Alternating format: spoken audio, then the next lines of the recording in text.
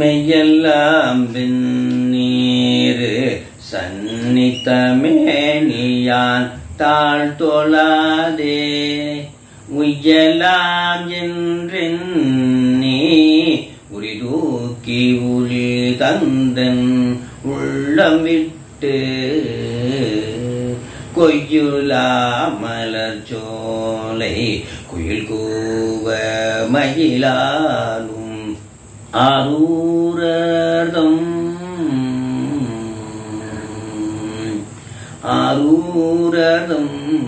கையினால் தோளாதொலிந்தே கனியிருக்க காய் கவர்ந்த கல்வனே ஆரூரரை கையினால் தோளாதே கையினால் தோளாதே வணங்கி தோளாதே கனியிருக்க காய் கவர்ந்த கல்வனே என்ற அற்புதமாக திருவாரூர் பெருமானை நோக்கி காந்தாரம் பண்ணிலே நாவுக்கரசு பெருமான் அருளினார்கள். ஆரூர் பெருமானுடைய திருவடிகளை போற்றி வணங்கி சைவ நெறிதனை உலகமெல்லாம் பரவச்செய்வன் இருக்க நம்முடைய குருமகா சன்னிதானம் அவருடைய பொன்னார் திருவடிகளை வணங்கி சைவ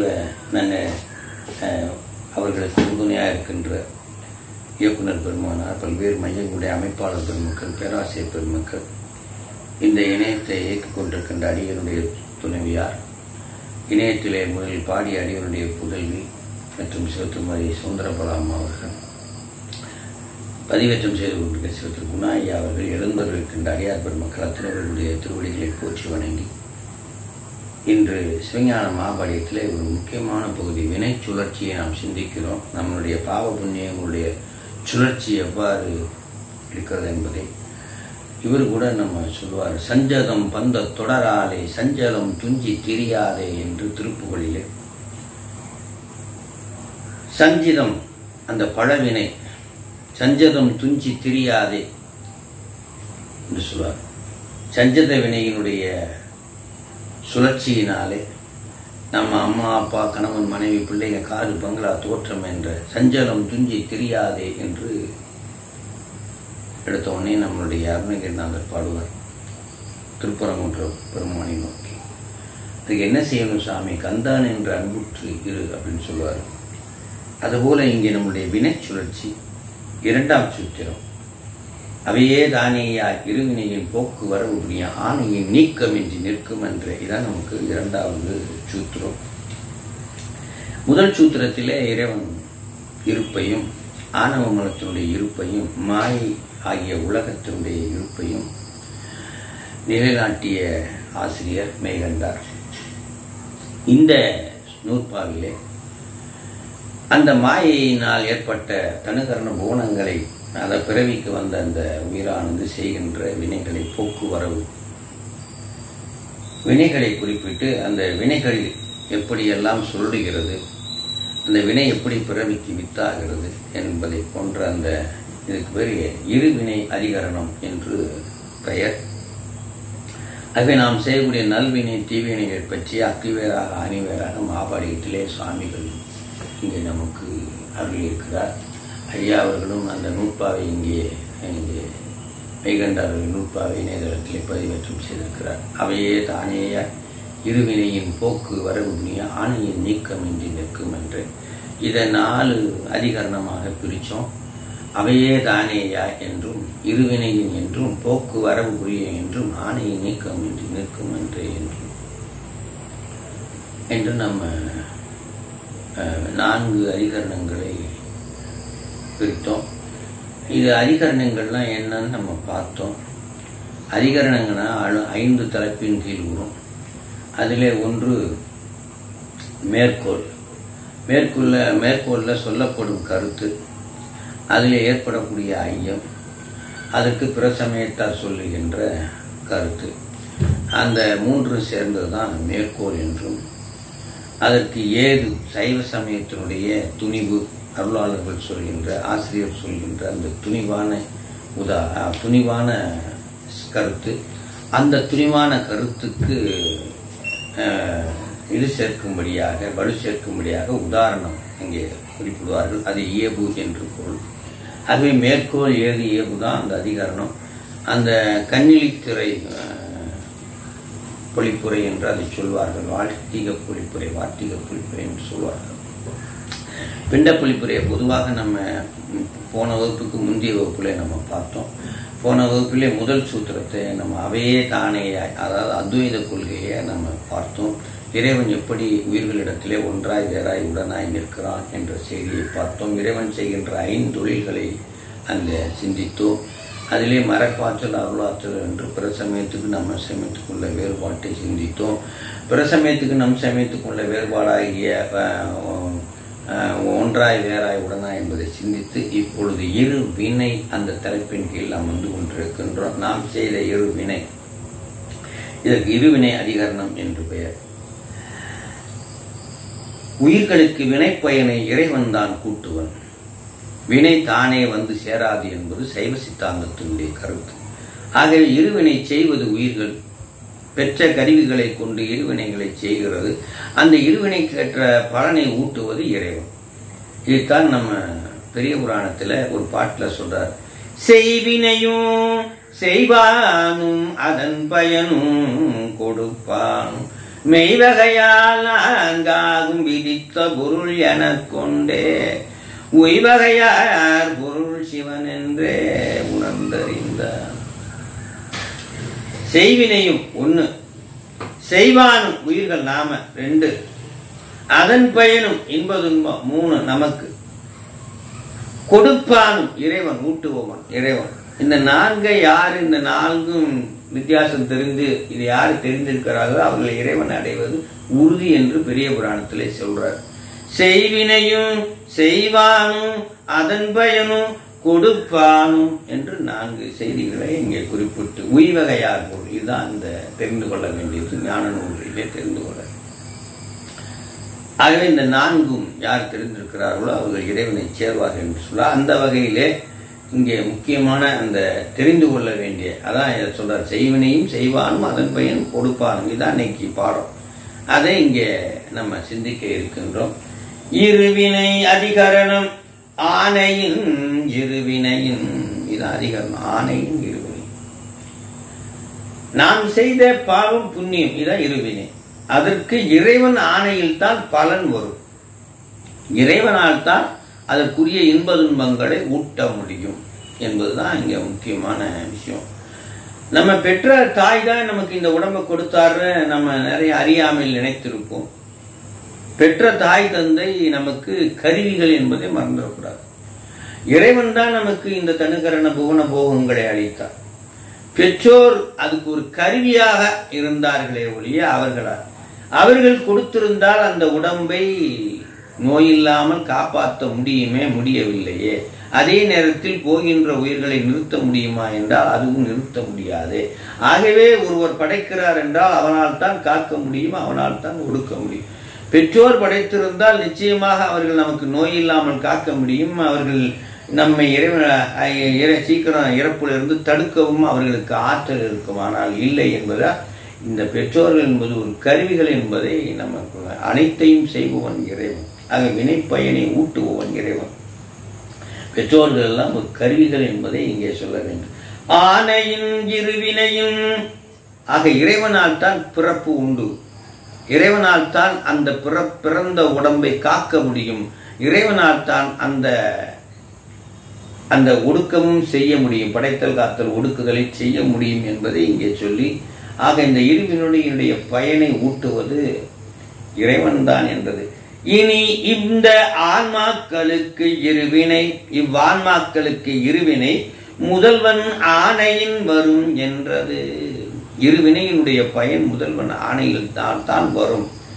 இனி இவ்வான்மாக்களுக்கு இருவினை, சுருக்கமாக சொல்லியிருக்காரு. இருவினை என்பது இங்க இருவினையின் பயன் என்பது இருவினை முதல்வன் ஆணையின் வரும் என்றது. இதான் மேற்கோள், மெய்கண்டாருடைய மேற்கோள். இதான் ஆசிரியர் சொன்னார். இப்போ இது ஏன் இந்த அதிகரணத்தை நம்ம சாமி நமக்கு அருள் இருக்கிறார் ஆசிரியர் என்பதை முனிவர் நமக்கு உரைக்கிறார். சிலர் சொல்லுவாங்க, ஒரு சிலரை நல்லா வாழ வச்சிருக்காரு இந்த பூமியில சாமி, ஒரு சிலரை நல்ல செல்வந்தரா வச்சிருக்காரு இந்த பூமியில சாமி, ஒரு சிலரை நீண்ட ஆயுளுக்கு வச்சிருக்காரு இந்த சாமி. ஆனா ஒரு சிலரை ரொம்ப ஏழையா வச்சிருக்காரு, ஒரு சிலரை ரொம்ப வறுமையில வச்சிருக்காரு, ரொம்ப ஒரு சிலரை குறைந்த ஆயுள்ல வச்சிருக்காரு. ஆக இறைவனுடைய அந்த படைத்தல் காத்தல் ஒடுக்குதல்ல இவ்வளவு வேறுபாடுகளா என்பது போல இங்கே ஒரு கேள்வியை எழுப்பி, இறைவன் உலக இயல்பை பார்க்கும் போது ஒருத்தனை வாழ வச்சிருக்காரு, ஒருத்தனை தாழ வச்சிருக்காரு, ஒருத்தனை செல்வந்தரா வச்சிருக்காரு, ஒருத்தரை ஏழையா வச்சிருக்காரு, ஒருத்தரை நீண்ட ஆயுசுக்கு வச்சிருக்காரு, ஒருத்தரை குறைந்த ஆயுசுக்கு வச்சிருக்காரு. இறைவன் உலகமெல்லாம் பார்க்கும் போது அருள் ஒப்பு இல்லாதவன் போல், அருள் ஒப்பு இல்லாதவன், ஒரு சிலருக்கு நன்மையும் ஒரு சிலருக்கு தீமையும் செய்கிறான், அருள் ஒப்பு இல்லாதவன் போல் இருக்கிறானே. இந்த ஐயங்களை போக்கவே இந்த அதிகரணம் அமைந்துள்ளது. ஆக இது ஏன் இவ்வாறு வருகிறது, இறைவனுடைய அருள் செயலில் குறை இருக்கிறதா என்ற ஐயங்களை நீக்குவதற்காகத்தான் இந்த அதிகரணத்தை சுவாமிகள் அருளியிருக்கிறார். நிமித்த காரணன் ஆகிய இறைவன், ஒரு பொருள் உற்பத்தி ஆகணும்னா 3 காரணம் வேணும். என்ன அப்படின்னா, முதல்ல ரா மெட்டீரியல், அடுத்ததாக மென் பவர், மெஷின் பவர், இது 3 வேணும். ஒரு பொருள் பேனா உற்பத்தி ஆகணும்னா ரா மெட்டீரியல் பிளாஸ்டிக் வேணும், அந்த மெஷின் பவர் அச்சு செய்யறதுக்கு ஒரு டை வேணும், மென் பவர் அது ரெண்டையும் மிக்ஸ் பண்ணி அதை பேனாவை ஆக்குறதுக்கு ஒரு ஆள் வேணும், மென் பவர். இதைத்தான் சைவ சித்தாந்தத்தில் முதல் காரணம் மாயை, துணை காரணம் சக்தி, நிமித்த காரணம் இறைவன். இந்த உலகத்துக்கு முதல் காரணம், இந்த உடம்புக்கு, நம்ம உடம்பு உலகம் எல்லாத்துக்கும் முதல் காரணம் மாயை,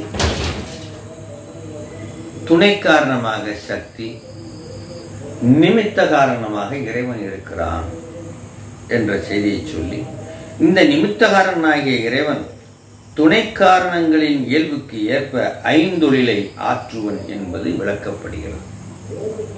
இந்த உலக உற்பத்திக்கு ஏற்ப, இந்த உடம்பை உயிர்களுக்கு கொடுப்பதற்கு ஏற்ப, இந்த உடம்பின் மூலமாக ஆன்மாக்கள் பயன்பெற வேண்டும் என்பதற்கு ஏற்ப ஐந்தொழில்களை ஆற்றுவன் என்பது இங்கே விளக்கப்படுகிறது.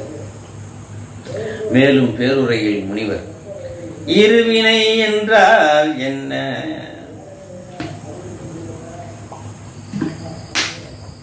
இருவினை நல்வினை மற்றும் தீவினை, இது யாரால் செய்யப்படுகிறது? சந்தேகமில்லை, உயிர்களால் செய்யப்படுகிறது.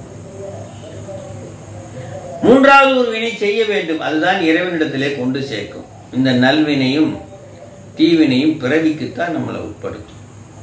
மூன்றாவது வினை என்னன்னா சிவவினை, சிவபுண்ணியம் என்று அதுக்கு பேர். சிவ நல்வினை, சிவபுண்ணியம், அதுதான் இறைவனிடத்திலே நம்ம போய் சேரும். அது என்ன சிவபுண்ணியம்? எல்லா காரியங்களையும் சிவபெருமானாக நினைத்து செய்தல் சிவபுண்ணியமாக மாறும். குருநாதரிடம் தீட்சை பெற்று ஒரு அன்னம்பாதிப்பை நீ பண்றேன்னா, சிவனுடைய பெயரால செஞ்சேன்னா அது சிவபுண்ணியமாக மாறிடும்.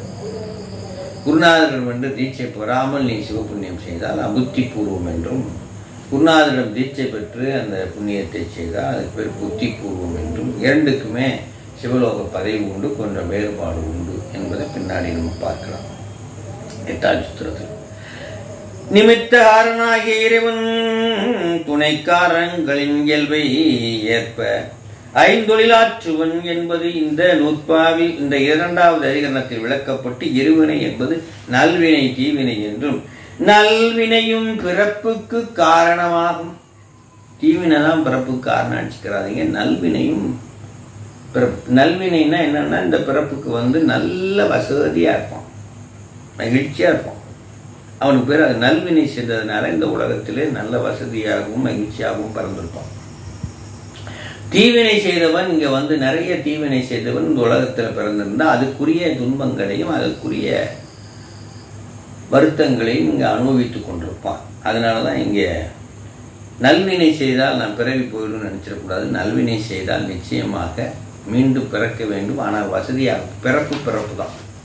ஆகவே தங்கக்கூண்டில் கிளி இருப்பது போல என்பதை நாம் புரிந்து கொள்ள வேண்டும். ஆகவே பிறவியும் நமக்கு எந்த பிறவியும் நமக்கு சத்துருதான். இறைவனை அடையும் வரை விடுவதில்லை. நம்முடைய உயிருடைய நோக்கம் இறைவனை அடைவதுதான். ஆக உயிரால் முன் பிறவிகளில் ஈட்டப்பட்டது சஞ்சித வினை என்று பெயர். முன் பிறவிகளில் கொஞ்சம் கொஞ்சமா சேர்த்து வச்ச வினை குவியல் தான் சஞ்சித வினை.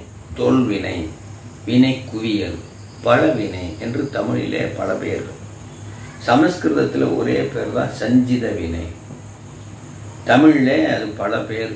வினை குவியல், பழவினை, தொல்வினை என்று தொகுவினை என்று நிறைய அதுக்கு பேர் வைத்தாலும் அதுக்கு சஞ்சிதம் என்பது சமஸ்கிருதத்தில் ஒரே பேர். அதான் சஞ்சதம் வந்த தொடராலே என்று சாமி இங்கு குறிப்பிடுகிறார்.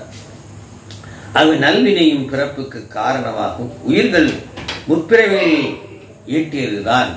அதை நம்ம ஒரு மரமா பாவிச்சுக்குவோம். ஒரு பெரிய மரம் இருக்கிறதா பாவித்துக் கொள்வோம். அது மலைனா நமக்கு புரியாது. ஒரு மரம் என்றால் பெரிய மரம், நாம செஞ்சது பாவ புண்ணியங்கள் விருட்சமாக வளர்ந்திருப்பதாக நினைத்துக் கொள்வோம். அதுவே சஞ்சிதம் பல மரமாக இருக்கிறதாக பாவித்துக் கொள்வோம். அது சஞ்சித வினை. அதிலிருந்து வரக்கூடிய பலன் பிறவிக்கு வரும் பொழுது நம்ம அதிலிருந்து வரக்கூடிய பலனாக பழங்களை நினைத்துக் கொள்வோம். புதிய ஆகாமியமாக புதியவை கொட்டையை நினைத்துக்கோ பின்னாடி வரும். இப்போதைக்கு நீங்க ஒரு பெரிய மரமாக இந்த சஞ்சித வினையை பாவித்துக் கொள்ள வேண்டுகிறேன். அடுத்ததாக மேற்கோள். மேற்கோள்ல என்ன இருந்தது? ஆணையின் என்று ஒரு சொல் இருக்கிறது. என்னது? இனி இவ்வாமாக்களுக்கு இருவினை முதல்வன் ஆணையின் வரும் என்றது. இந்த ஆணையின் என்ற ஒரு சொல் இருக்கிறது. இறைவன் ஆணைப்படியே உயிருக்கு இருவினை வந்து சேரும், தாமாக வராது.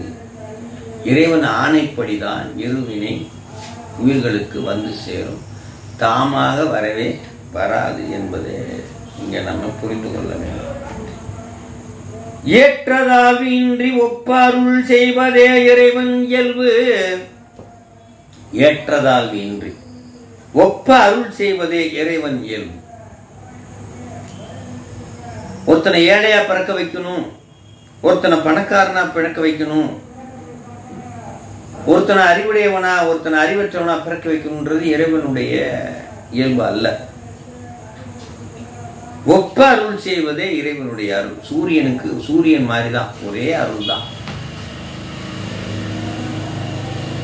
தாமரை மொட்டுகள் பல இருந்தாலும் சில பூக்கும் சில பூக்காது, சிலது கருகும். அது அவர்களுடைய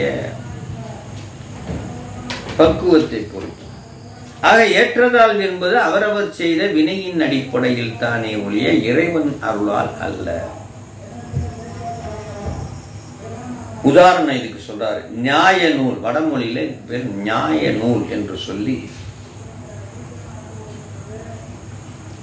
கட்டக்குடி பிரபாத நாயம். அது என்ன?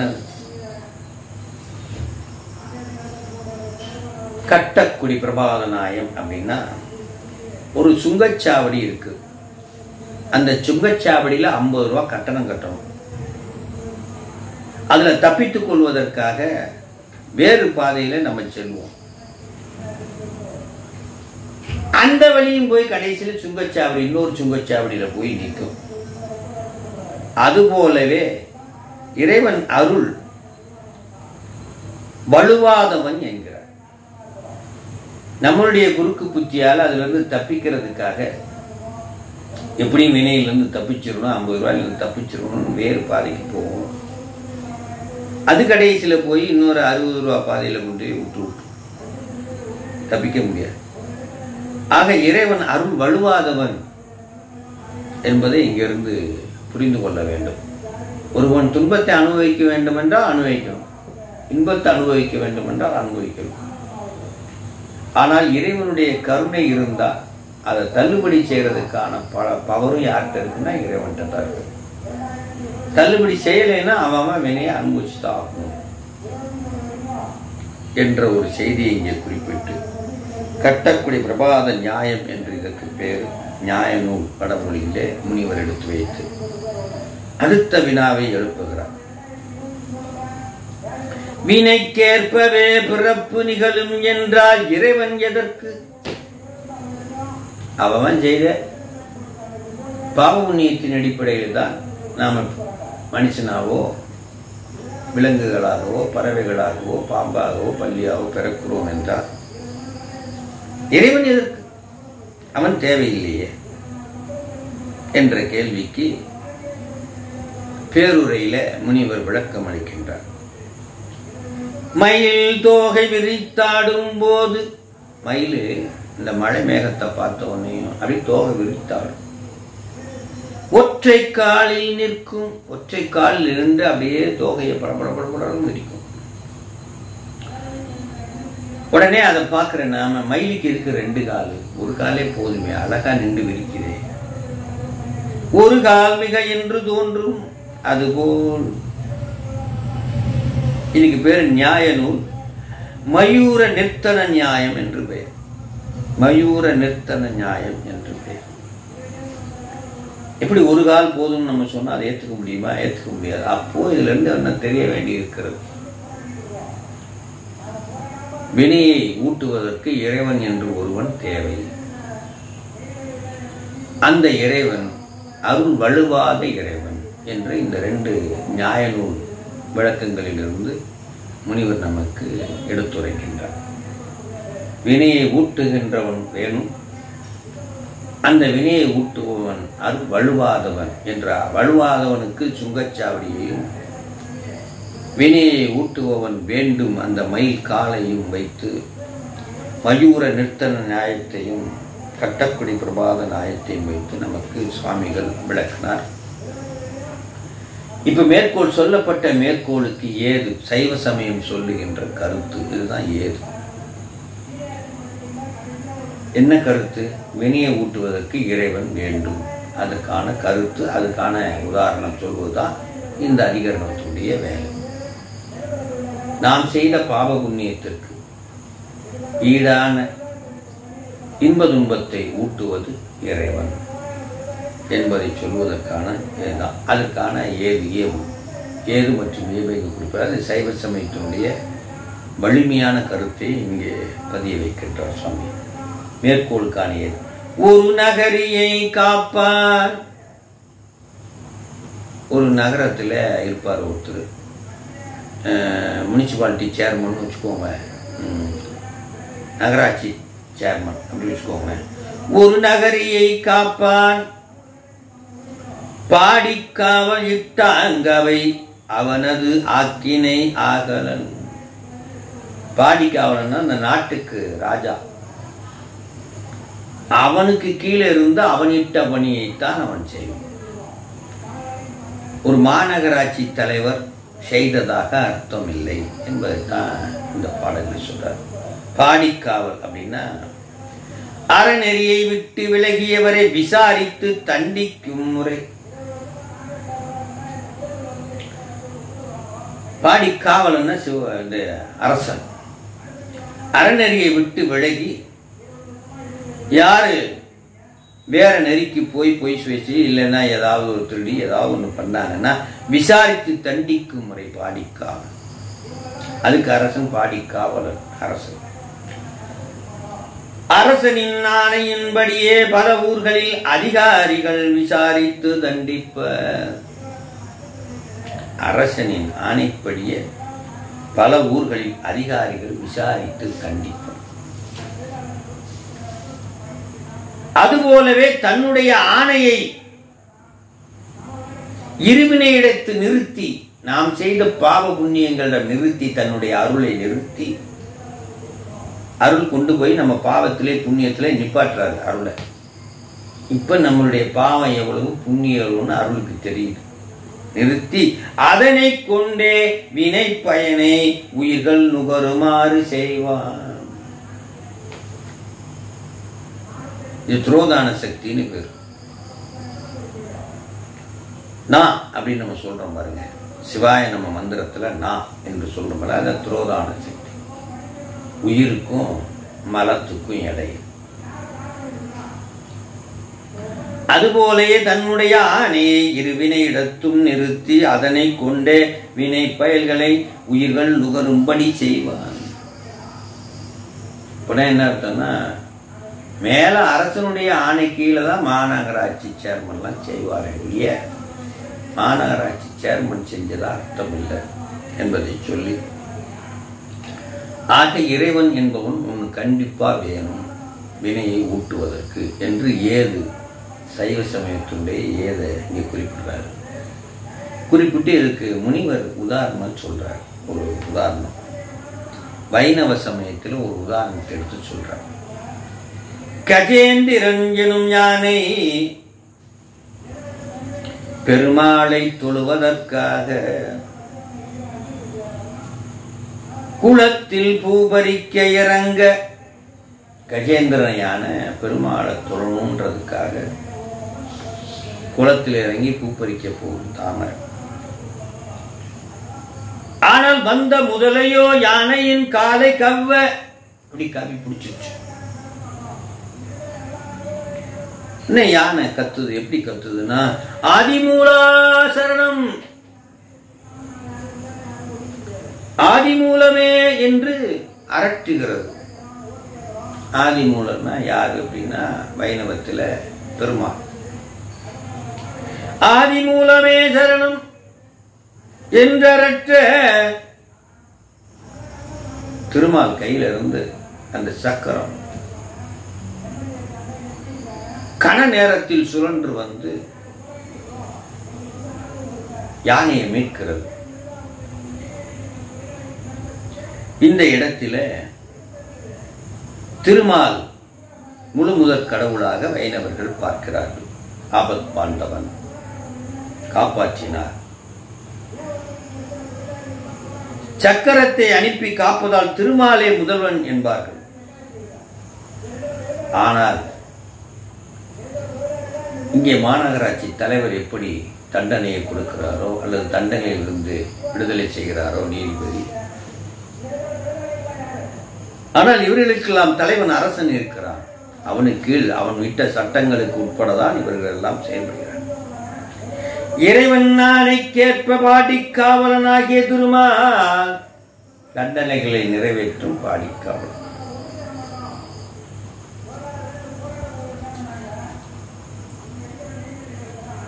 இறைவன் ஆணைக்கேற்ப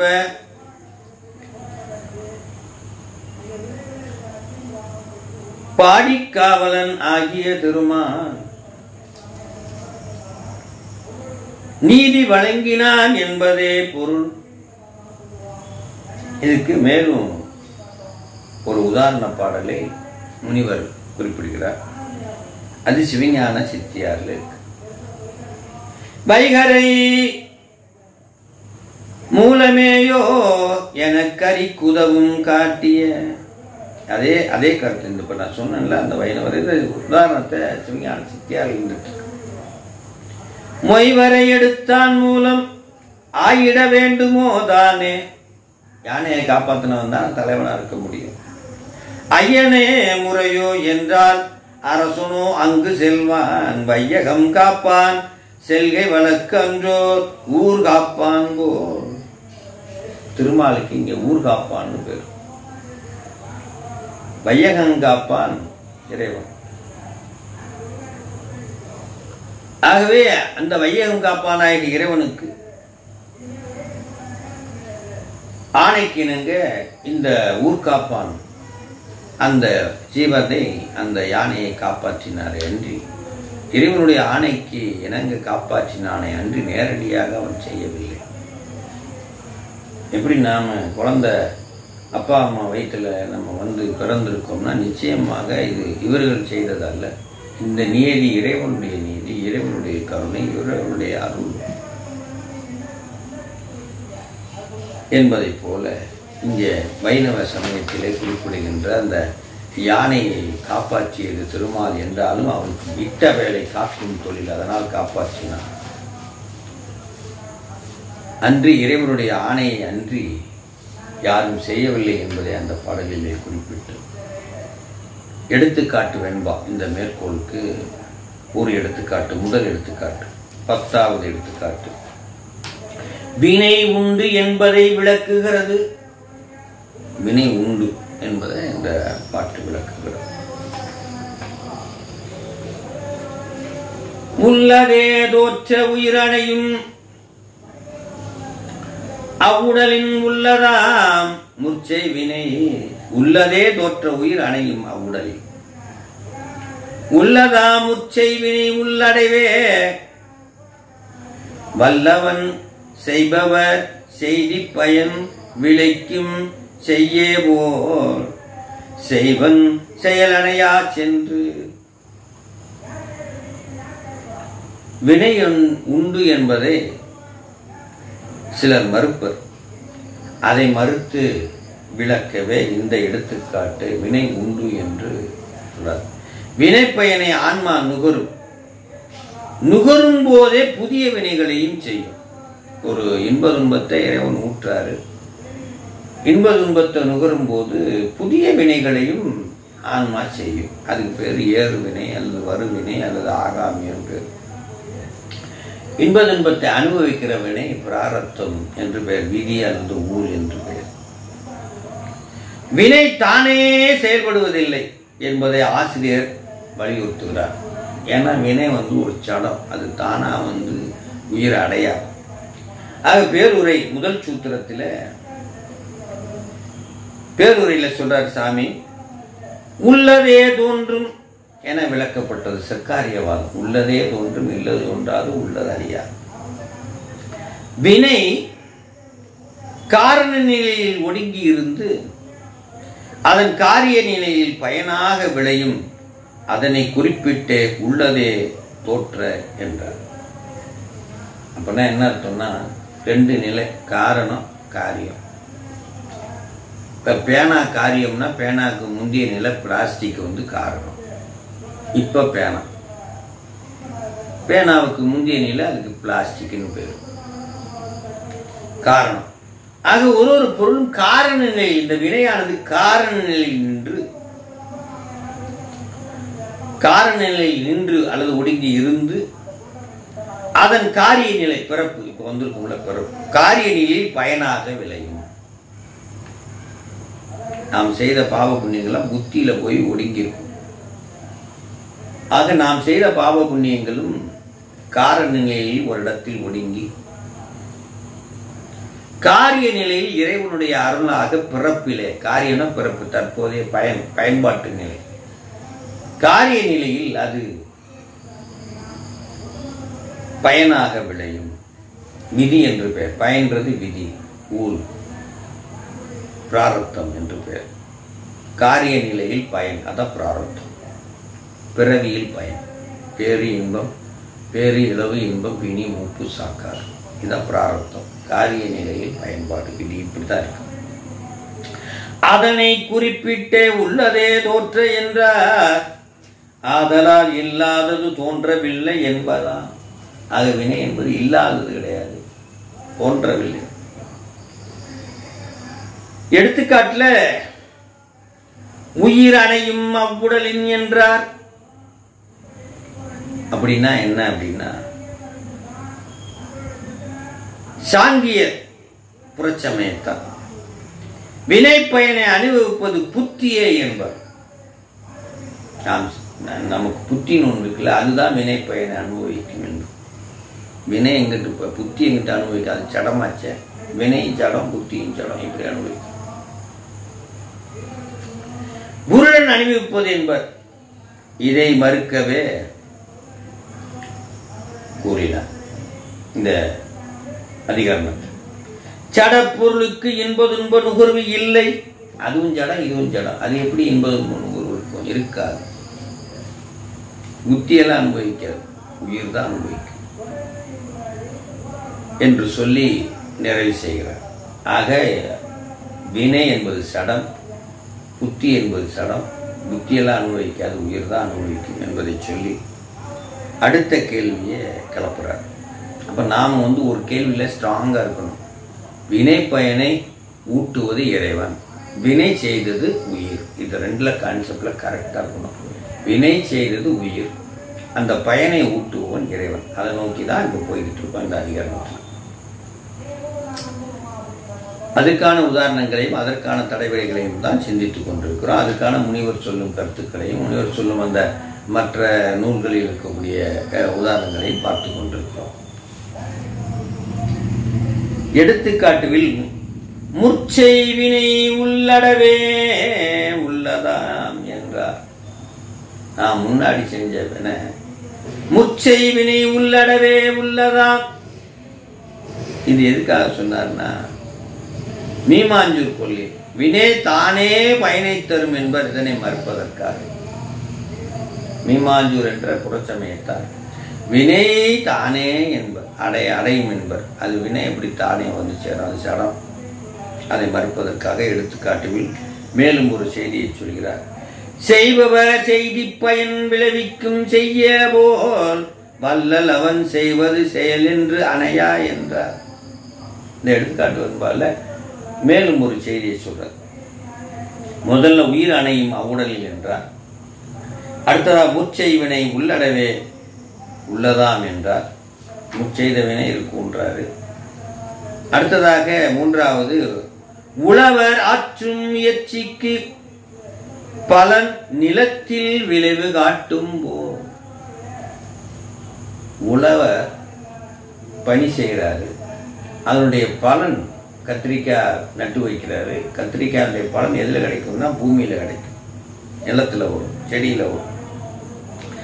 விளைவு காட்டும் போல் இறைவனே பயனை ஊட்டுவன் என்பதான். அதாவது இனி என்னதான் அவரவர் செய்த வினைக்கு ஏற்ப அந்த பூமியிலிருந்து அந்த பலன் கிடைக்கிறது மாதிரி. யாரோ மைக் ஆன் பண்ணிட்டீங்க இல்லையா? உழவர் ஆற்றும் முயற்சிக்கு பலன் நிலத்தில் விளைவது போல இறைவனே பலனை ஊட்டுவன் என்று இங்க நிறைவு செய்கிறார். ஆக இறைவன் என்பவன் வேண்டும். உயிர் செய்த உழவன் உயிர் செய்த பாவ புண்ணியத்துக்கு விளைச்சல் எங்கிருந்து வரும்னா நிலத்தில் இருந்து வரும். அந்த உயிராகிய உழவன் செய்த மாயை வைத்து செய்த பாவ புண்ணியங்களுக்கான விளைச்சல் நிலத்தில் வருவது போல உயிர் செய்த பாவ புண்ணியங்களை ஊட்டுவதற்கு இறைவன் வர வேண்டும்.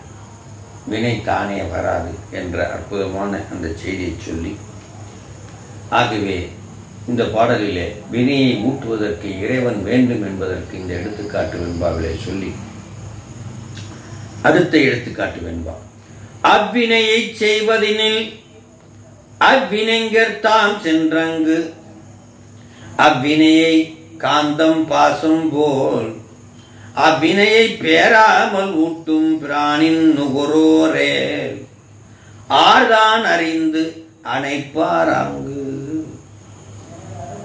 மேலும் ஒரு ஐயத்திற்கு இங்கே எடுத்துக்காட்டு சொல்றார். நல்ல நல்ல திறன் வினையை செய்பவர்கள் உயிர்கள், அந்த வினையை ஊட்டுவோன் இறைவன். இதுதான் அதுக்கான அந்த பாடத்தை தான் இன்னைக்கு நம்ம அதிகாரத்தை தான் பார்த்துட்டு இருக்கோம். வினையை செய்வதுனா அந்த வினைக்கான பலனை ஊட்டுவோன் இறைவன். அது அந்த நோக்கில் போனால் தான் நமக்கு பாட முடியும். மேலும் ஒரு ஐயத்தை இங்கே சுவாமிகள் எழுப்புகிறார். வினை சடம் சரி, நுகரும் உயிர் அறிவாயிற்றே, அது தான் செய்த வினை பயனை தானே அறிந்து எடுத்து நுகராதோ. வினை செஞ்ச சடம் ரைட்டு, வினை சடம் ஒத்துக்கிறோம். ஆனா அந்த பாவத்தையும் புண்ணியத்தையும் செய்தது உயிரென்றோ, அது அறிவுடைய பொருளாச்சே. உயிரே அது செய்த வினைய நன்மைக்கு நன்மையும் தீமைக்கு தீமையை எடுத்துக்கொள்ளாதோ, எடுத்துக்கொள்ளாமே, அப்புறம் எதுக்கு இறைவன் என்ற ஒரு கேள்வியை இங்க வைக்கிறார். இதற்கு இறைவன் தேவையில்லையே என்று சொல்லி இதை மறுப்பதற்கே இந்த எடுத்துக்காட்டு. ஆன்மா சிற்றறிவுடையது, தானே எடுத்து நுகராது. அது எடுக்க தெரியாது. சிற்றறிவு என்ன பண்ணும்? நான் செய்த பாவத்தை போயிடுன்னு சொன்னால் பாவத்தை பக்கத்து ட்ரேயில் போய் போட்டுக்கிட்டு புண்ணியம் அவங்கிட்ட இருக்கிற புண்ணியத்தையும் சேர்த்து தூக்கிட்டு விடும். நாம் அப்படிதான் செய்வோம். சிற்றறிவு. நாம் செய்த பாவத்தை அப்படியே எடுத்துக்கொள்ள வேண்டும், நாம் செய்த புண்ணியத்தை எடுத்துக்கொள்ள வேண்டும், எடுத்துக்கொள்ள மாட்டோம். சிற்றறிவு. வினை சடை, வினை சடம், அதுவும் தானா வந்து சேராது. நான் எனக்கோ சிற்றறிவு, வினையோ சடம், அதுவும் தானா வந்து சேராது.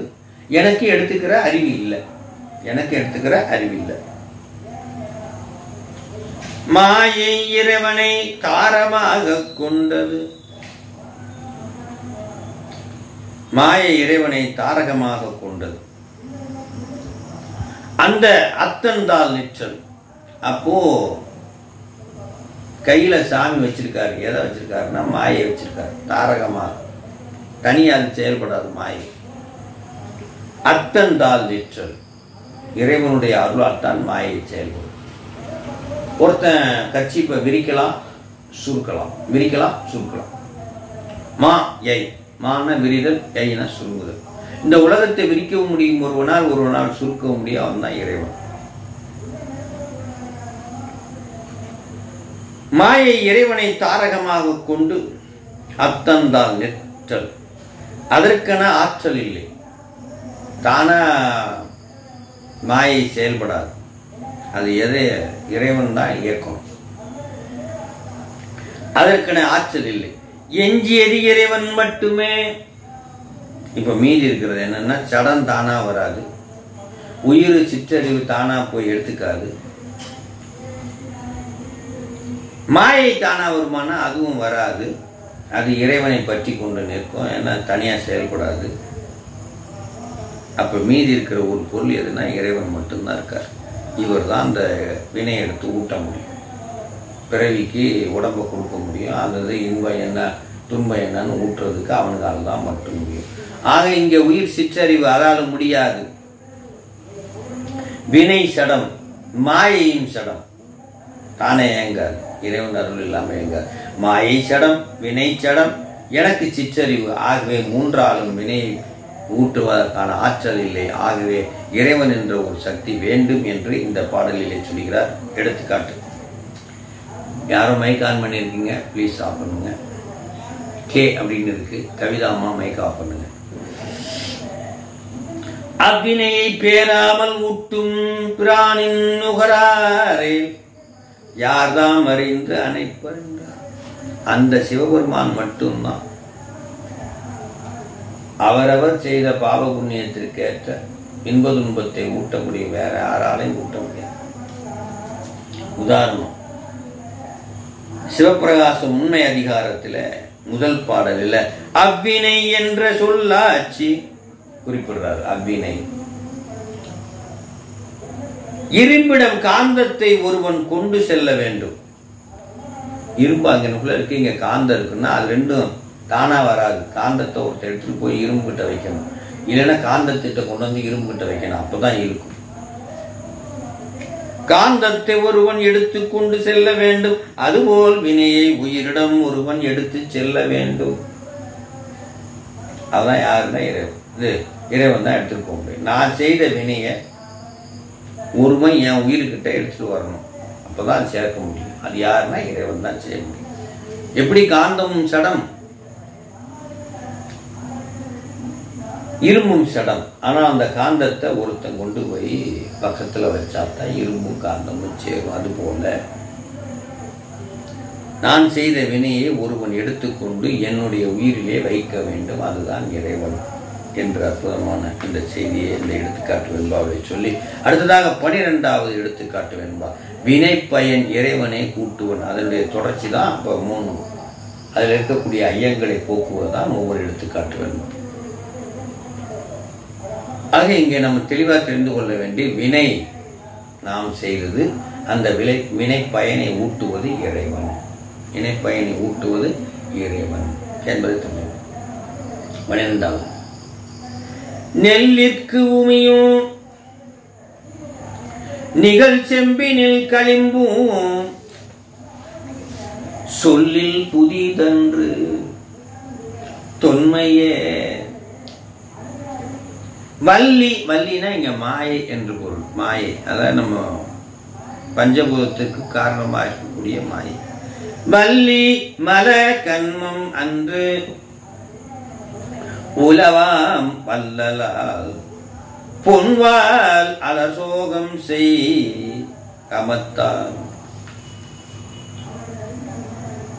இப்போ நம்ம என்ன பார்த்துக்கிட்டு இருக்கோம் அப்படின்னா, நான் செய்த பாவ புண்ணியங்களை ஊட்டுவதற்கு இறைவன் என்று ஒருவன் வேண்டும். அதைத்தான் பார்த்துக்கிட்டு இருக்கோம்.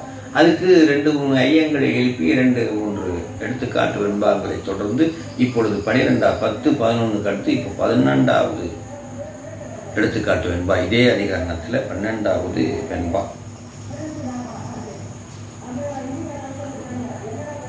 மேலும் ஐயம் இருக்கிறது. அந்த ஐயத்தை விளக்குவதற்காகத்தான் இந்த எடுத்துக்காட்டு வெண்பா. வினை தோற்றமில் காலம் தொட்டு ஆன்மோவாடு உள்ளதா? ஒரு கேள்வி. நான் செய்த பாவ புண்ணியம் அனாதி காலத்திலிருந்து என்னோட இருக்கிறதா, இல்லை இடையில வந்து சேர்ந்துச்சா அப்படின்னு ஒரு கேள்வி. அதை சுருக்கமா சொல்ல போனா, என் பிறப்புக்கு வினை காரணம், வினைக்கு பிறப்பு காரணம், கோழிக்கு முட்டை காரணம், முட்டைக்கு கோழி காரணம். இப்போ ஒரு கேள்வி, முட்டை முன்னாடி வந்துச்சா, கோழி முன்னாடி வந்துச்சா? நான் செய்த பாவத்தினால் பிறந்தேனா அல்லது பிறந்ததனால் பாவம் செய்தேனா? இந்த கேள்விதான் இப்போ கிளப்புறாரு. வினை தோற்றமில் காலம் தொட்டு ஆன்மாவோடு உள்ளதா? வினைக்கு தோற்றம் உண்டு எனில் இல்லது வாராதே. வினைக்கு தோற்றம் ஒன்று இருந்துச்சுன்னா இல்லாத ஒரு பொருள் வராதே. இதான் சர்க்காரியவாதம். சைவ சித்தாந்தத்தில் முதல் ஃபார்முலா இதுதான். உள்ளது தோன்றும், இல்லது தோன்றாது, உள்ளது அழியாது. அதான் சயின்ஸ்லையும் சொல்றாங்க. ஆற்றல் ஆக்கவோ அழிக்கவோ முடியாது, ஒரு ஆற்றலை இன்னொரு ஆற்றலாக மாற்ற முடியும். சயின்ஸ் அதுதான். நம்ம சைவ சித்தாந்தத்திலே அதுதான். உள்ளது தோன்றும், இல்லது தோன்றாது, உள்ளது அழியாது.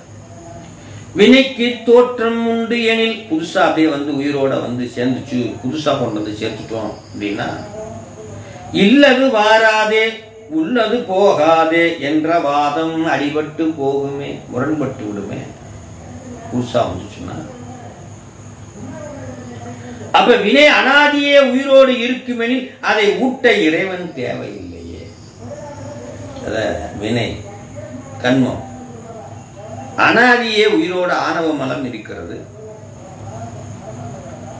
வினையும் அனாதி என்றால் உயிரோடு இருக்குமே, அப்புறம் எதுக்கு இறைவன் தேவை? வினையை ஊட்டுவதற்கு தேவையில்லையே என்ற ஒரு ஐயத்தை கிளப்பி இதை மறுப்பதற்காகவே அப்படி நமக்கு கான்செப்ட் என்ன அப்படின்னா, வினை செய்வது உயிர்கள், அந்த வினையை ஊட்டுவது இறைவன். இதான் இந்த கான்செப்டை நோக்கி தான் இறைவன் தேவையில்லையே என்ற எதிர் வழக்குகளை மறுப்பதற்காகத்தான், இறைவன் தேவை என்பதற்காகத்தான் இந்த பாடல்களை நாம் இந்த பகுதியை சிந்தித்துக் கொண்டிருக்கிறோம் என்பதை சொல்லி, இறைவன் என்பவன் கட்டாயம் தேவை என்பதற்காகத்தான். அதுக்கு எடுத்துக்காட்டு வெண்பாவில் உமியும் களிம்பும் தொன்மையாகவே உள்ளன புதிதன்று. எப்ப விளைஞ்சாலும் உமியும் முளையும் நெல்லில் இருக்கத்தான் செய்யும். புதுசா ஒன்றும் அது முளைக்கல, எப்போதும் இருக்கும். அது எங்கிட்டு புதுசா முளைக்கிறது? எப்போதுமே நெல்லுன்னு எடுத்தா முளை இருக்கும், உமி இருக்கும். அது போல உமியும் அதே மாதிரி செம்படுத்தா களிம்பு எப்போதும் இருக்கும். அது யாரும் புதுசு கிடையாது. உமையும் களிம்பும் தொன்மையாகவே உள்ளன புதிதன்று. மாயை இறைவனுக்கு பரிக்கிரக சக்தி, வைப்பு சக்தி. தமிழ்ல கையில் வச்சிருக்காரு, வள்ளின்னு பேரு. மாயையை கையில் வைத்துக் கொண்டு உயிர்களுக்கெல்லாம் உடம்பையும் உலகத்தையும் படைக்கிறான். உயிர்களுக்கு உடம்பை கொடுக்கிறான். பரிக்கிரக சக்தி என்று அதுக்கு பெயர், வைப்பு சக்தி. மாயை இறைவனால் வேண்டப்படும் போது பயன்படுத்தப்படும். எப்ப அவர் அதை பயன்படுத்த நினைக்கிறாரோ அப்ப பயன்படுத்துவார். சும்மா பயன்படுத்த மாட்டார்.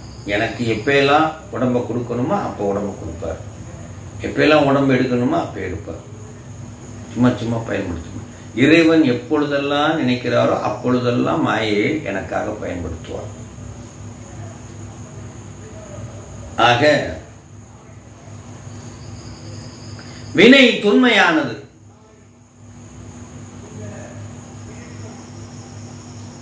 வினைக்கு பற்றுக்கோடாகிய மாயையும் தொன்மையானது. அனாதியின் பேர். ஆணவமும் தொன்மை.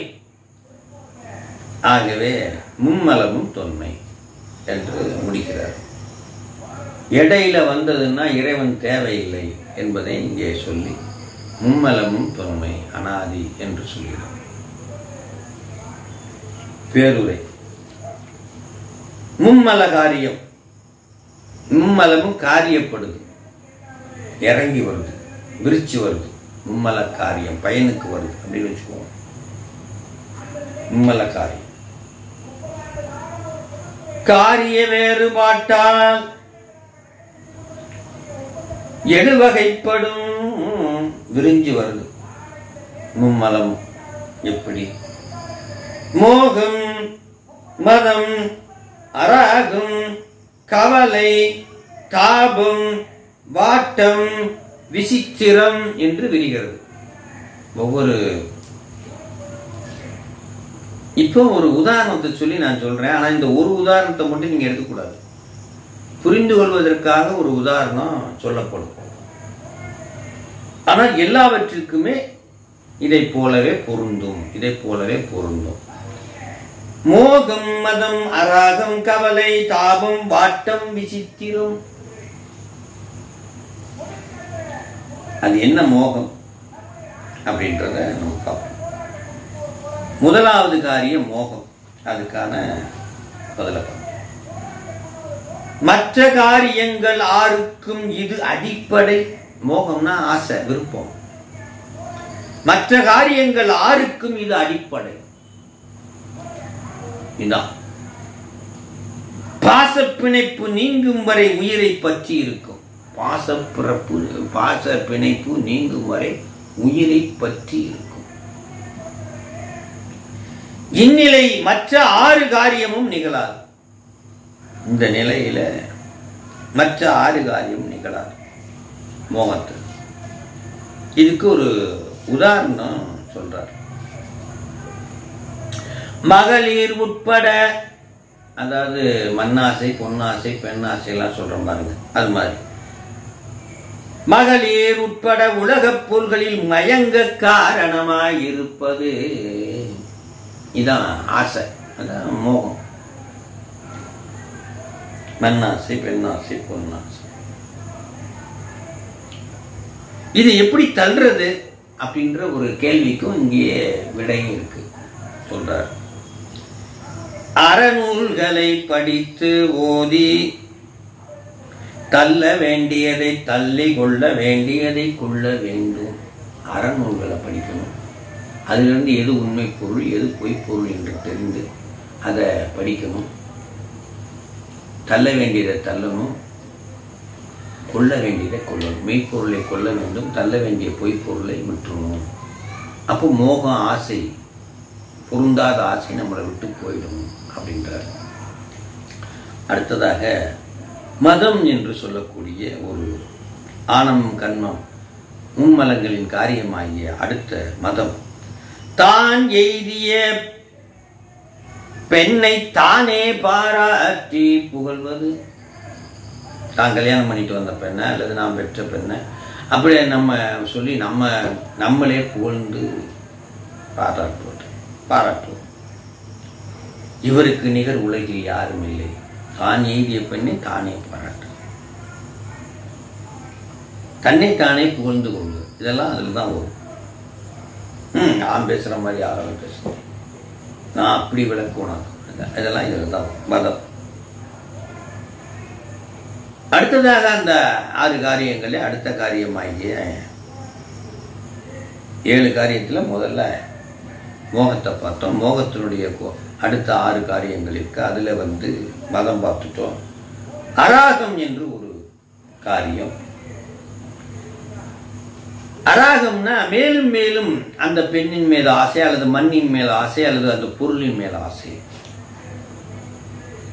மண் ஆசை, பொன் ஆசை, பெண் ஆசையில் மேலும் மேலும் சம்பாதிக்கணும் சம்பாதிக்கணும் சம்பாதிக்கணும். 1 லட்ச ரூபாய் பார்த்தோம்னா அடுத்து சம்பாதிக்கணும் சம்பாதிக்கணும்.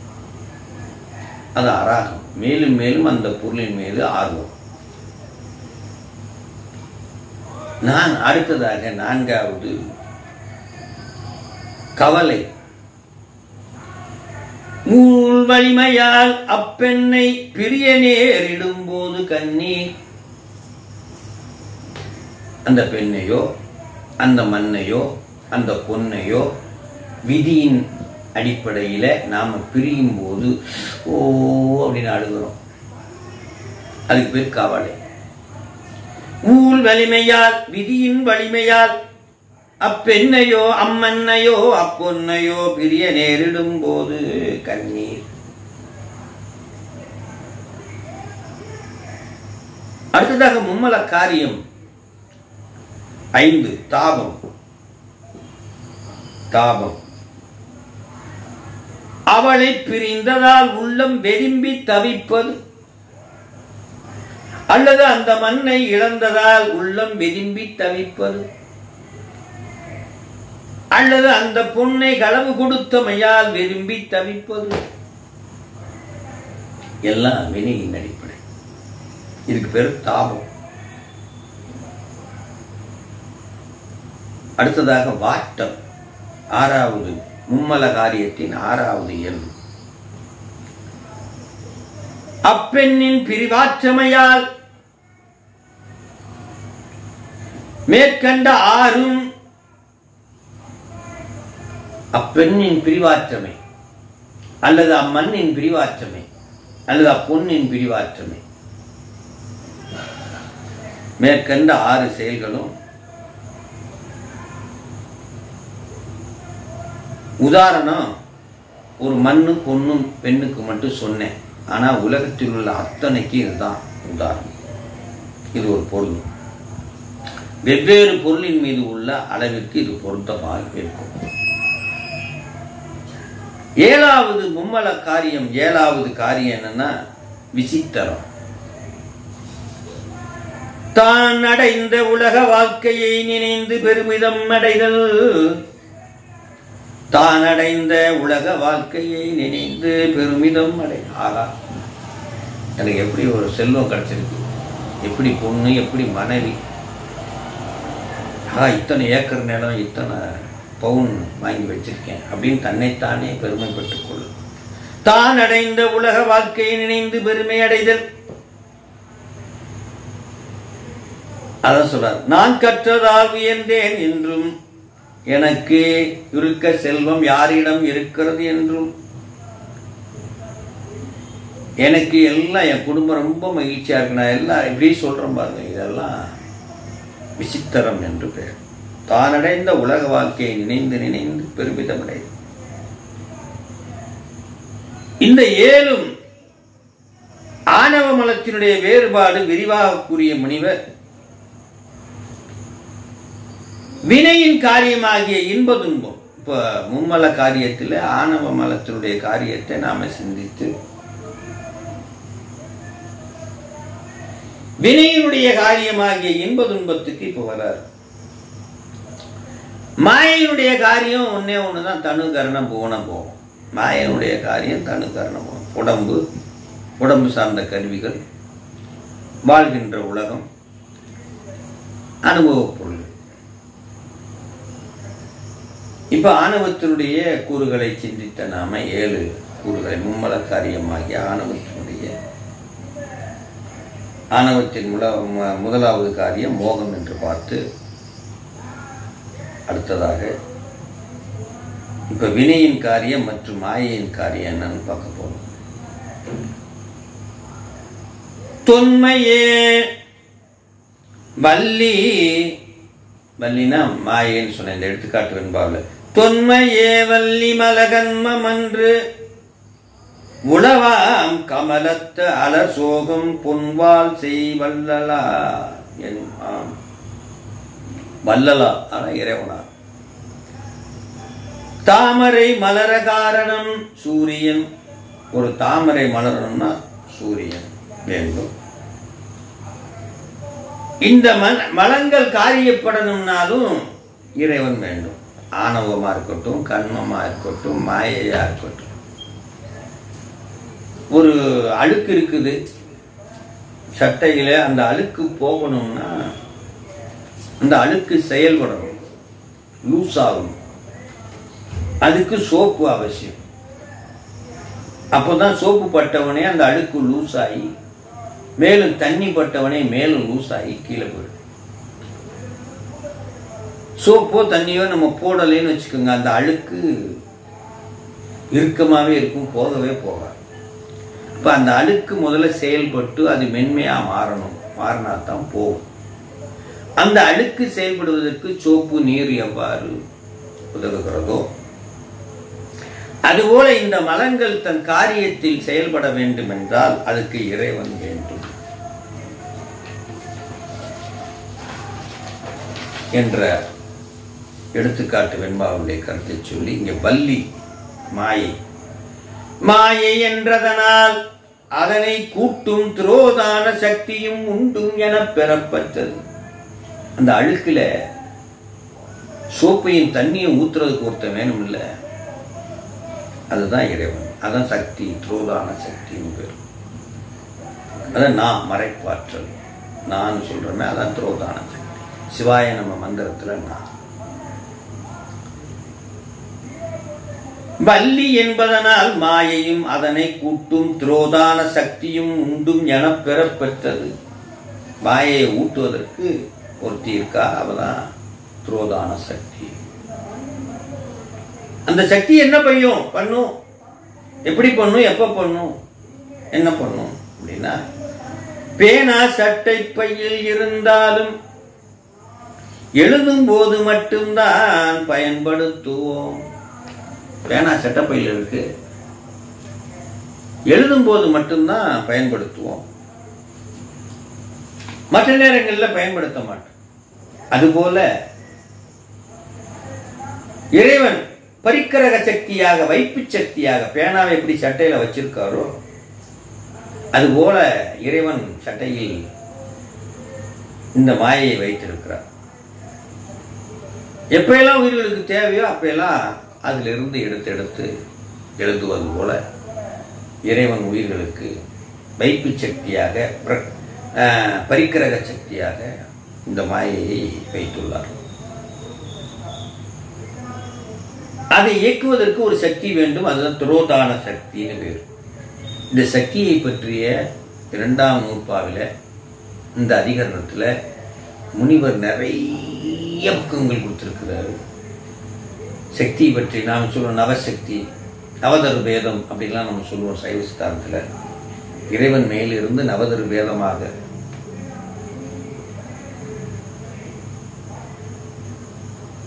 நாதம், பிந்து, சதாக்கியம், ஈஸ்வரம், சுத்தத்தேர்ந்து நவதரு பேதமாக ஆதி பராசக்தியிலிருந்து 9 பேதங்களாக பிரிந்து நவசக்தியாக பிரிந்து எப்படியெல்லாம் ஆட்சி செய்கின்றார். அதே நிறைய இடத்துல எத்தனையோ சக்திகளை குறிப்பிட்டு நமக்கே நிறைய தெரியும். கலை, அது 5 கலை, அதுவும் 5 சக்தியை குறிக்கும். சாந்தி, அதீத கலை, சாந்தி கலை, வித்யாக்கலை, பிரதிட்டாக்கலை, நிவர்த்தி கலை எல்லாம் நம்ம சொல்லுவோம். இந்த மாதிரி சக்திகளை பற்றி, இந்த சக்தியினுடைய வேறுபாட்டு தொழில்களை பற்றி, சக்தி ஒண்ணுதான், இந்த தொழிலின் அடிப்படையில் நிறைய சொல்றாரு. இருந்தாலும் நம்ம சுருக்கி இந்த இடத்துல புரிந்து கொள்வதற்காக சொல்கிறோம். அங்க 2ஆம் சூத்திரத்துல முக்கியமாக இருவினை என்பது உண்டு, அந்த வினையை ஊட்டுவதற்கு சக்தி என்பவள் ஒருத்தி உண்டு என்பதைத்தான் இந்த நூற்பாவிலே நமக்கு பாச உண்மை என்ற தலைப்பிலே மெய்கண்டார் அருள் இருக்கிறார். எப்படி முதல் நூற்பாவிலே பதி உண்மை என்று சொன்னாலும் கூட மாயையினுடைய இருப்பையும் ஆணவ மலத்தினுடைய இருப்பையும் குறிப்பிட்டிருக்கிறார். இங்கே பாச உண்மை என்று வினையினுடைய இருப்பையும், அடுத்ததாக பார்த்தீங்கன்னா சக்தியினுடைய இருப்பையும் குறிப்பிடுகிறார். ஆக இங்கே சக்திக்கு நிறைய பக்கங்களை சுவாமிகள் அவர்கள் இருக்கிறார். இருந்தாலும் நம்ம சுருக்கமாக சொல்லி இதை நிறைவு செய்கின்றோம். திரோதான சக்தி இயங்குவது நான், நமச்சிவாய மந்திரத்தில் நான் அல்லது சிவாய நம மந்திரத்தில் நான். ஒரு விஷயம் அழுக்கு சட்டையில் இருக்குன்னா அதை பக்குவப்படுத்தணும், பதப்படுத்தி மென்மையாக்கி வெளில தள்ளணும். அப்படியே இருந்ததுன்னா போகாது. அப்ப சோப்பும் தண்ணியும் போட்டோம்னா அந்த அழுக்கு பக்குவப்படுகிறது. அப்ப சோப்பும் தண்ணியை ஊற்றுறதுக்கு ஒருத்தி வேணும், அதான் சக்தி. மாயையும் கர்மத்தையும் ஊட்டி மூணையும் ஒன்னா தொழில்படுத்தி மூணையும் சேர்த்து வெளில தள்ளுறதுக்கு ஒரு ஆள் வேணும். அதுதான் துரோதான சக்தி என்று பெயர். துரோதான சக்தி இயக்குவது எதை என்றால், இதைத்தான் நம்ம பாடக்குறிப்பில் போட்டிருந்தேன், வாட்ஸ்அப்பில் நீங்கள் பார்த்துருப்பீங்க. ஆணவம் கண்ம மாயை மாயேயம் மறைப்பாற்றல் ஆகிய துரோதானமலம், மறைப்பாற்றல் ஆகிய துரோதானமலம், இந்த ஐந்தையும் இயக்குவது எது? துரோதான சக்தி. ஆணவம் மொத்தம் மலம் 3, ஆணவம் கண்மம் மாயை. மாயையை விரிச்சா மாயேயம், ஆணவத்தை விரிச்சா ஆணவம் துரோதானம்.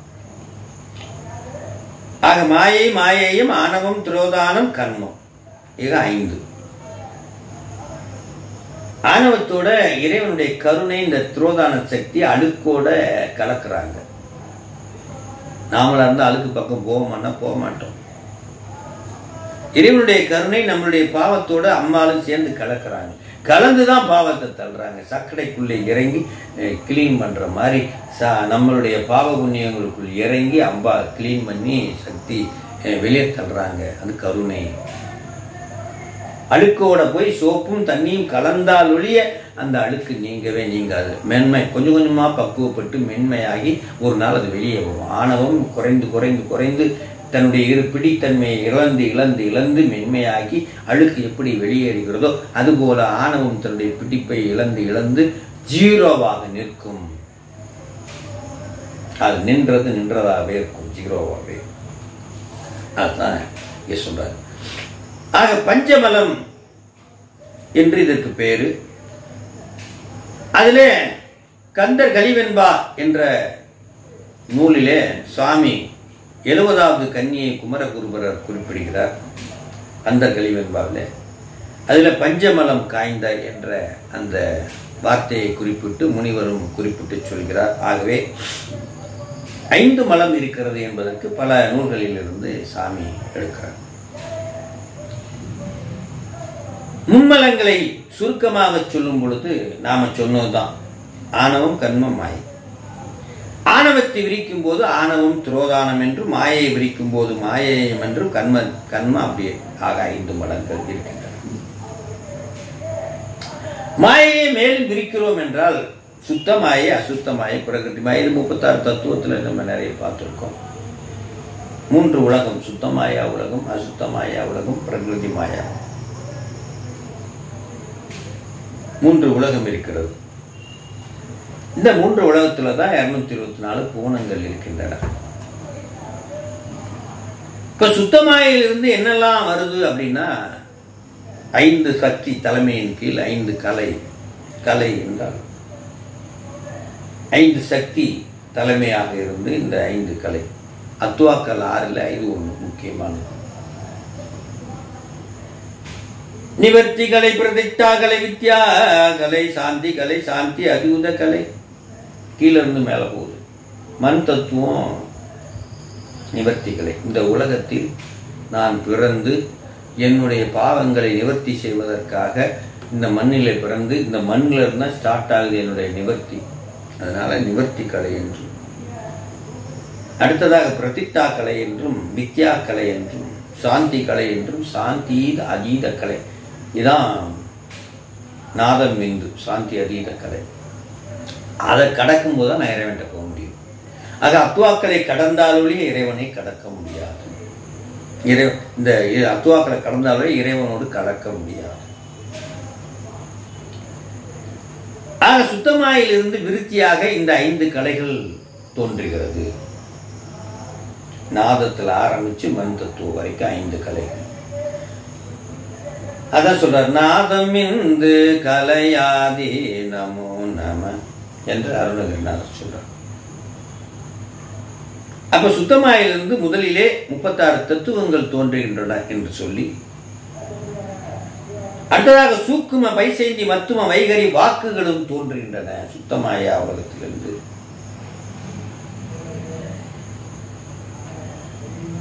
அடுத்ததாக சக்தி சிவம் என்று சொல்லக்கூடிய விந்துநாதம், சதாக்கியம், ஈஸ்வரம், சுத்தவித்தை என்ற 5 தத்துவங்களும் இந்த தோன்றுகின்றன இந்த சுத்தமாயிலிருந்து. ஆக சுத்தமாயிலிருந்து சிவதத்துவம் 5ம், பிறவியில் இருக்கக்கூடிய ஆன்மாக்களுக்கான வாக்கு 4ம், கலைகள் 5ம், உலகம் கலைகள் 5ம் தோன்றுகின்றன என்று சொல்லி மாயையுடைய விருத்தியை சுருக்கமாக சொல்லி கர்மத்தினுடைய விருத்தியை சொல்லி இன்று நிறைவு செய்கிறோம். சக்தியை நம்ம சுருக்கமாக சொல்லி முடிச்சிட்டோம். நான் சக்திக்காக நிறைய பக்கங்களை சுவாமிகள் அவர் இருக்கிறார். கர்மம் பிரவாக அனாதி. அது என்ன பிரவாக அனாதின்னா பிரபஞ்சம் போல இருக்கும். அதனால பிரவாக அனாதி என்று சொல்றாரு. அதுக்கு ஒரு உதாரணம் சொல்றாரு. அந்த கர்மத்திற்கு இடையரா நீரோட்டத்தில் ஒரு ஆத்துல தண்ணி போகுது.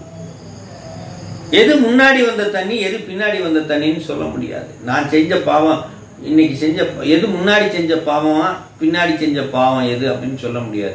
இது முன்னாடி செஞ்ச நன்மை எது பின்னாடி செஞ்ச நன்மை எதுன்னு சொல்ல முடியாது. ஒரு நீரோட்டம் போல போகும் நான் செய்த பாவ புண்ணியங்கள்.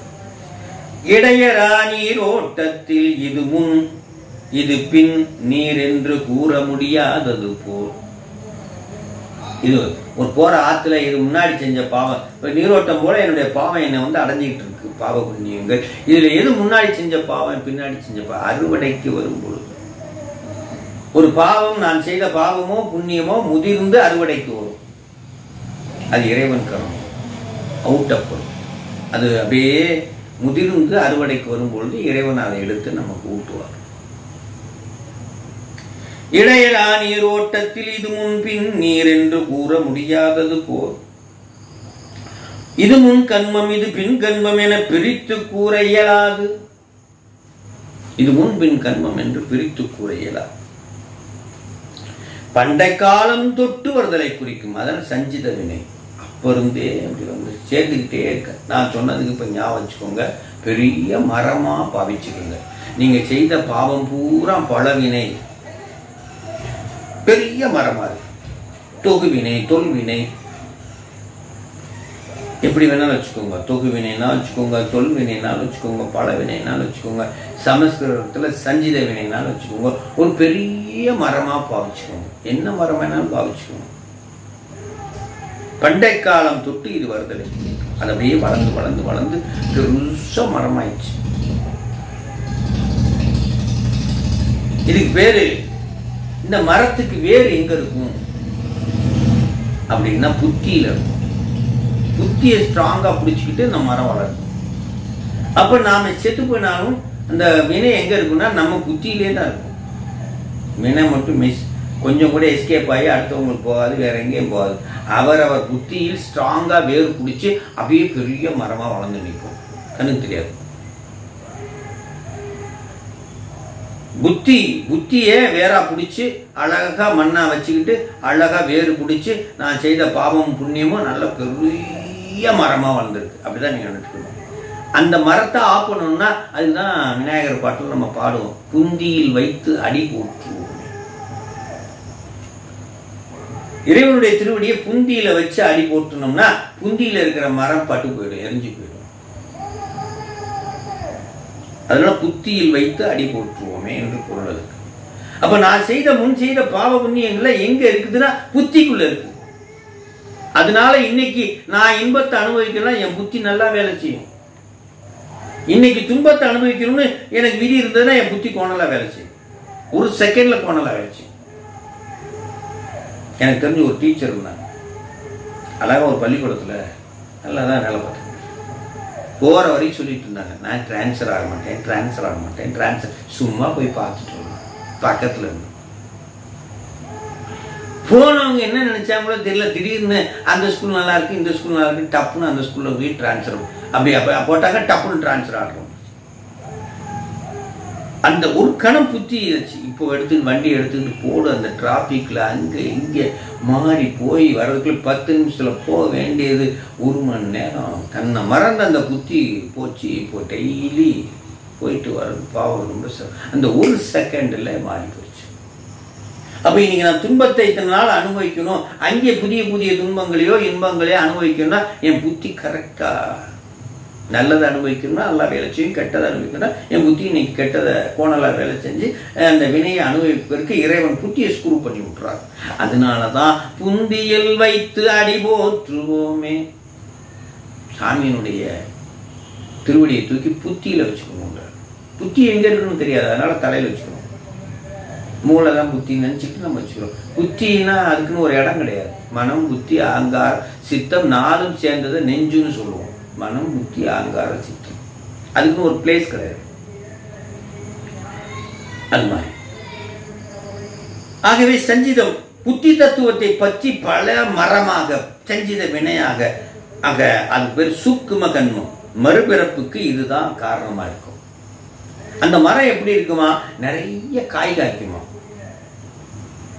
இனிப்பு காய், புளிப்பு காய் காய்க்குமா. இனிப்பு காய் என்பது நான் செய்த நல்வினை பலன்கள், புளிப்பு காய் என்பது நான் செய்த தீவினை பலன்கள். மரமா பழமா நிற்கும். பிறவிக்கு வரும்போது பிராரத்தம் என்றதுக்கு பேர். சாமியினுடைய கருணையால நாம் ஒரு மரத்துல எவ்வளவு பழம் காய்ச்சிருக்குன்னு ஒரு கணக்குக்காக வச்சுக்குவோம். 90 நல்ல இனிக்கிற பழம் கிடையாது, 90 நல்ல புளிக்கிற பழம். பாவம், ஒரு 10 இனிக்கிற பழம் இருக்கும். சாமி எப்படி போடுவாரு அந்த பழத்தை? பிறவி அடுத்த பிறவினா கருணையால. 90 தூக்கி போட்டா பிறந்ததுல இருந்து இழுத்துக்கிட்டே சாக வேண்டியது துன்பத்திலேயே. அப்படி போட மாட்டார். இந்த உயிருக்கு எவ்வளவு கொடுத்தா இந்த ஜென்மத்தில் பக்குவம் வரும் என்று நினைத்து இதுல ஒரு 5 பழம், இதுல ஒரு 5 பழத்தை எடுத்து விதியாக போட்டு சுழியாக போட்டு பிராரத்தம் என்று சொல்லி ஊடாக போட்டு பேரு இளவு இன்பம் பிணி மூப்பு சாக்காடு. இவன் இவ்வளவு பெருவா சம்பாதிப்பான், இவ்வளவை இழப்பான், இவ்வளவு இன்னார் மனைவியா வருவாங்க, இன்னார் கணவனா வருவாங்க, இது மூலமா இவ்வளவு இன்பம் இவ்வளவு துன்பம் பிணைப்பு, அப்புறம் எப்படி சாவான், எப்படி எல்லாம் போட்டு 6 சுழி போட்டு பறக்க வச்சுருவார். இது பேர் பிராரத்தம். 5 மாங்காய் புளிப்பு மாங்காய், 5 இனிப்பு மாங்காய்ன்னு வச்சுக்குவோம். வந்து பிறந்த உடனேயும் அது அந்த வினையை அனுபவிக்கும் போது புதிய வினைகள், அதுக்கு பேர் ஆகாமியம் அல்லது ஏறு வினை என்று பெயர். இது அத்துவாக்கள் 6ல் நின்று மனம் வாக்கு காயத்தால் செயல்படும். அத்துவாக்கள் 6. மன்னம் பதம் மந்திரம் தத்துவம் புவனம் கலைகள் இதெல்லாம் வச்சு 224 குணம் 36 தத்துவம் கலைகள் இதெல்லாம் வச்சு 6 அத்துவாக்கள் 6ல் நின்று மனம் வாக்கு காயத்தால் செயல்படும். ஒருத்தன் பாவமோ புண்ணியமோ செய்யணும்னா மனசால செய்வான், உடம்பால செய்வான், வாக்கால செய்வான். பாவம் வாக்குன்னா வாயால செய்வான். அதே மாதிரி புண்ணியம் எதால செய்வானா அதே மனம் புத்தி இது மனம் வாக்கு காயத்தால் செய்வான். ஆக இது பேர் ஆகாமியம் ஏறு வினை என்று பெயர். இந்த எல்லா வினை இருக்கு. இதுல பிராரத்தம் வினை, இப்ப நான் அனுபவிச்சுக்கிட்டு இருக்க வினை, இதை மட்டும் சொல்லி நான் இன்றைய வகுப்பை நிறைவு செய்கிறேன். எப்படி இந்த பிராரத்த வினையே ஊற்றாரு சாமி அப்படின்னா 3 விதத்துல ஊற்றாரு. என்னன்னா ஆதி பௌதீகம், ஆதி ஆன்மீகம், ஆதி தெய்வீகம் என்று ஊற்றாரு. ஊரும் இடியும் இன்னும் மிகையான பூதம் அவை மஞ்சிடும் நல்ல நல்ல அவை நல்ல நல்ல அடியாரவர்க்கு மிகவே. இது வேலூர் தோழி பங்கன் கோளர் பதியத்துல. ஆதி பௌதீகம், எனக்கு இன்பம் வரணும் துன்பம் வரணும்னா இந்த பஞ்சபூதங்களின் வழியாக எனக்கு இன்பத்தையும் துன்பத்தையும் இறைவன் ஊற்றாரு. காலை விழுந்த மோதிக்கிட்ட கால் உடைஞ்சு போச்சுன்னா அது ஆதி பௌதீகம். உறும் இடியும் இன்னும் மிகையான பூதம் அவையும் அஞ்சீடும் நல்ல நல்ல அவை நல்ல நல்ல அடியார் அவர்க்கு மிகவே.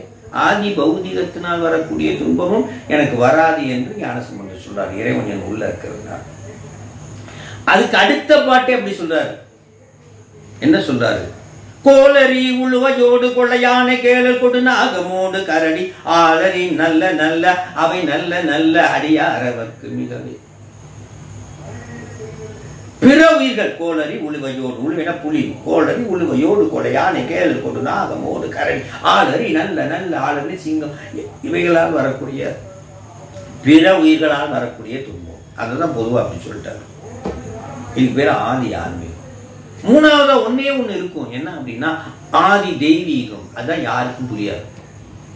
டாக்டர் சொல்லுவாரு, நல்லா தாங்க ஆப்ரேஷன் நடந்தது, சூப்பரா இந்த கம்ப்யூட்டர்லாம் நீட்டா காடிச்சிங்க, ஒரு ப்ராப்ளம் இல்லைங்க, ஆனா ஏன் இப்படி ஆனாருன்னு தெரியலைங்க. இது பேரு தெய்வத்தால் நடக்கும் ஆதி தெய்வீகம். கொதி உருகால நங்கி நமனோடு தூத கொடுநோய்கள் ஆன பலவு அதிகுணம் நல்ல நல்ல அவை நல்ல நல்ல அடியார் அவர்க்கு மிகவே. அடுத்த பாட்டை அப்படி கொதிபுரு காலனோடு அங்கி நமனோடு என்று சொல்லி அற்புதமாக அடுத்ததாக நீங்க வாட்ஸ்அப்லேயே நான் போட்டிருப்பேன். நல்வினை 5, அதை தொடர்ந்து அதற்கு மாறானவை எல்லாம் தீவினைகள் என்று சொல்லி காலம் மிக கடந்து விட்டமையால் ஆகவே இந்த வினைகள் எல்லாம் ஊட்டப்படுகின்ற விதம் ஆதி பௌதீகம், ஆதி ஆன்மீகம், ஆதி தெய்வீகம் என்று சொல்லி முக்கியமாக இரு வினை அதிகாரணம் என்ற இந்த பகுதியில் வினை சுழற்சியை நாம் முழுமையாக பார்த்தோம். அதற்கு 3 எடுத்துக்காட்டு வெண்பாக்களை சாமி 10, 11, 12 ஆகிய 3 எடுத்துக்காட்டு வெண்பாக்கள் மூலம் இன்றைய பாடத்தின் முக்கியமான கருப்பொருள் என்னவென்றால், வினை என்பது உயிர்கள் செய்வது, வினையை ஊட்டுபவன் இறைவன். அவசியமாக இறைவன் அன்றி உயிர்கள் தானே சிற்றறிவுடைய உயிர்கள் வினையை எடுத்துக்கொள்ள முடியாது. மாயை ஒரு சடம், அதுவாலும் எடுத்துக்கொள்ள முடியாது. கண்மம் ஒரு சடம். ஆகவே வினையை ஊட்டுவதற்கு இறைவன் என்ற ஒருவன் கண்டிப்பாக வேணும். செய்வனையும் செய்வானும் அதன் பயனும் கொடுப்பானும் மெய்வையால் 4 விதித்த பொருள் என்று பெரிய புராணத்திலே சாமி சாக்கியநாயன புராணத்திலே சொல்கின்றார் என்பதை. ஆகவே இறைவன் கருணையாளன். யாரையும் தாழ்வித்தோய், யாரையும் செல்வந்தராகவோ ஏழையாகவோ நீண்ட ஆயுளோ குறைந்த ஆயுளோ தனித்தனியாக கொடுக்க வேண்டும் என்ற அவசியம் இறைவனுக்கு இல்லை. சூரியன் போல எல்லோருக்கும் பொதுவான அருளைத்தான் பாலிக்கிறான். அவரவர் செய்த வினைப்படியே அத்தனையும் நடக்கிறது என்று சொல்லி வான்மிகில் வராது வேகம் அலிவலம் சுரக்க மன்னன் கோன்முறை அரசு செய்க குறைவிலாது உயிர்கள் வாழ்க நான்மறை அறங்கள் ஓங்க நட்டவும் வேள்வி மல்க மேன்மைகொள் சைவ நீதி விளங்குக உலகமெல்லாம். கைலாய பரம்பரையில் சிவஞான போத நெறி காட்டும் என்னை பயில்வாய்மை மெய்கண்டான் சந்ததிக்கோர் மெய்ஞான பானுவாகி குயிலாரும் பொருள் திரு ஆவடுதுறை வாழ் குரு நமச்சிவாய தேவன் சைலாதி மரபுடையோம் திருமரபு நீடூலி தழைகமாதோ. தென்னாடுடைய சிவனே போற்றி எந்நாட்டவர்க்கும் இறைவா போற்றி தென்தில்லை மன்றினுள் ஆடி போற்றி. நாளைக்கு நெய்வேலி வகுப்பு.